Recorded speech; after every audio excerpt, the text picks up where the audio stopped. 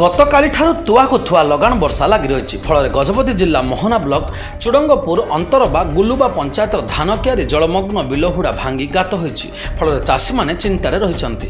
ବାଙ୍କି ନଦୀ ପୋଲ ଉପରେ ପାଣି ବହିଯିବା ଦ୍ୱାରା ଗୁମୁଡ଼ିଗୁଡ଼ା, ବେସରୀଗୁଡ଼ା, ପାଲକୁଆ, ନୂଆଗଡ଼ ବ୍ଲକର ବରିପୁରା, ସୁନ୍ଦରଡାଙ୍ଗ ଯାତାୟାତରେ ଠପ୍ ହୋଇଛି। ଶିଆଳି ଲଟିରୁ ଚନ୍ଦନପୁର ଦେଇ ଗୁଲୁବା ଶିଆଳିଲଟିକୁ ଠାରୁ ଝରଣପୁର ଦେଇ କିରାମା ରୋଡ ନିକଟରେ ଭୂସ୍ଖଳନ ହୋଇଛି। ମାଟି ପଥର କତଡ଼ା ଖସି ରାସ୍ତା ଅବରୋଧ ହୋଇ ଯାତାୟାତ ସମ୍ପୂର୍ଣ୍ଣ ବିଚ୍ଛିନ୍ନ ହୋଇଛି। ଡାଙ୍ଗ ସକାଲ ପଞ୍ଚାୟତ ହାଡୁପଦର ଗ୍ରାମର 2ଟି ଗାଈ ମୃତ୍ୟୁ ହୋଇଛନ୍ତି ଏବଂ ସାହିଦାଣ୍ଡରେ ପାଣି ପ୍ରବାହିତ ହେବା ଫଳରେ ଘର ଭିତରେ ପାଣି ପଶିଯାଇଛି। ଝରଣପୁର ନାଳରେ ନବନିର୍ମିତ ସେତୁ ସ୍ଥଳୀଗୁଡ଼ିକ ଲୁହାଝଡ଼ ସାମଗ୍ରୀ ପାଣିରେ ଭାସି ନଷ୍ଟ ହୋଇଥିବା ସୂଚନା ମିଳିଛି। ଧରିକି ଆସିଲେ ହଉ ଠିକ୍ ଅଛି।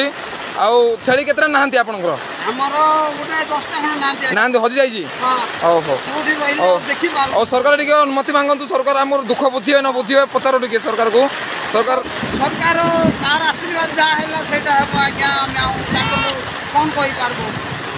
ଓକେ ଗୁଡ୍ ଭାଇନା ମସ୍ତ ଅଛି। ଗଜପତି ଜିଲ୍ଲା ମୋହନାରୁ ମଧେଶ ରୈତଙ୍କ ରିପୋର୍ଟ, ଏଥର ସମ୍ବାଦ ଲାଇଭ୍।